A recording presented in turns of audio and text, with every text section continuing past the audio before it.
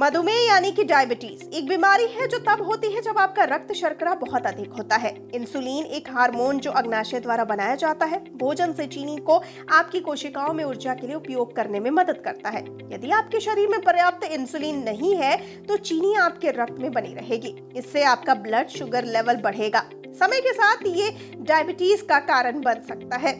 मधुमेह होने से आपके हृदय रोग, मौखिक स्वास्थ्य समस्याएं और डिप्रेशन का खतरा बढ़ सकता है। आइए जानते हैं कितने लोग मधुमेह यानी डायबिटीज से पीड़ित हैं। तो आपको बता दें कि 537 मिलियन लोग मधुमेह के साथ जी रहे हैं। ऐसा अनुमान है कि 2045 तक दुनिया भर में 700 मिलियन लोगों को ये बीमारी हो जाएगी। डायबिटीज का व्यक्तियों, समाजों और देशों या क्षेत्रों पर विनाशकारी प्रभाव पड़ता है और हर साल 4 मिलियन से अधिक मौतें होती हैं। 21वीं सदी की सबसे तेजी से बढ़ती स्वास्थ्य आपात स्थितियों में से एक है डायबिटीज यानी कि मधुमेह। तो अब जानते हैं मधुमेह के इलाज के लिए क्या है दवा। तो शोधकर्ताओं ने डायबिटीज के इलाज के लिए एक मौखिक दवा विकसित की है, जिसे उन्होंने एक नए अध्ययन में बताया है कि जो रोग के सूजन प्रभाव को उलटने के साथ साथ इंसुलिन के स्तर को नियंत्रित करता है।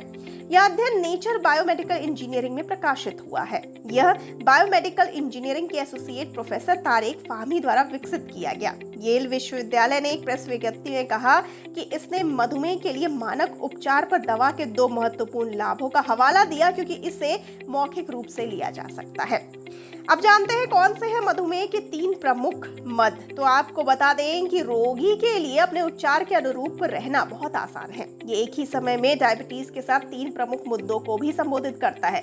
यह तत्काल रक्त शर्करा के स्तर को नियंत्रित करने में मदद करता है, अग्नाशयी कार्य को पुनर्स्थापित करता है और अग्नाशयी वातावरण में सामान्य प्रतिरक्षा को फिर से स्थापित करता है। यह सब एक नैनो कैरियर के भीतर किया जाता है जो हमारा शरीर खुद बनाने में सक्षम होता है, जैसे कि पित्त अम्ल मुख्य रूप से स्तनधारियों और अन्य केशुरुकियों के पित्त में पाए जाने वाले स्टेरॉइड एसिड होते हैं। इसका मतलब यह है कि वहां के पास चिकित्सीय प्रभाव होते हैं जो लोड किए गए एजेंट के साथ अल्प अवधि में सामान्य बहाल करने के लिए काम करते हैं और लंबी अवधि में प्रतिरक्षा क्षमता को यानी कि हमारी इम्यूनिटी पावर को बहाल करते हैं। यानी कि अगर आपको भी है डायबिटीज की बीमारी तो अब आप भी करा सकते हैं इसकी मौखिक दवा यानी कि ओरल दवा।